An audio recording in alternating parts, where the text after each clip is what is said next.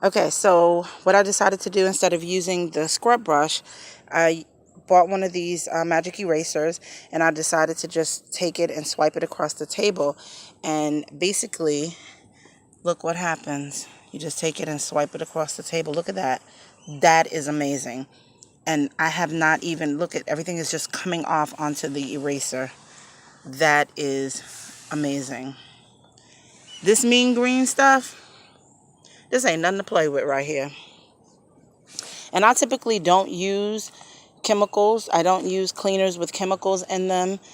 I prefer to make my own, you know. So I've never used this before.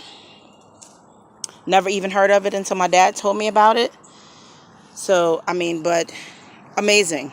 I would recommend this if you have a project like mine that's full of dirt. This is going to get it out. It's going to get the dirt out, basically. Now, I have a couple of stains. These are like glue stains that came from, projects and things that we did outside.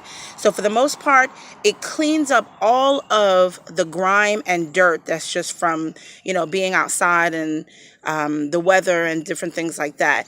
It seems great with that. Not sure how I'm going to be able to get up these stains, but I'm going to leave a little bit on, soak it, and I might use the brush for these because, like I said, these are glue stains that we've, from projects and things that we've done. But for the most part, if you want to get up dirt and, grime and different things like that, this is going to be it.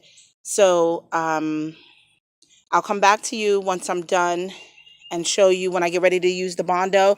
I'm going to have to use a towel to soak out most of the water from inside here. And then I'm going to stuff it with paper. And then I'm going to apply the Bondo on top and let it harden.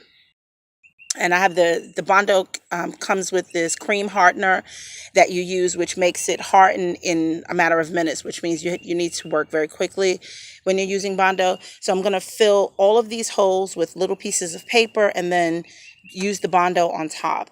And so the plan is, after the Bondo dries, I need to sand it so that the table is one smooth surface, and then I can apply the paint.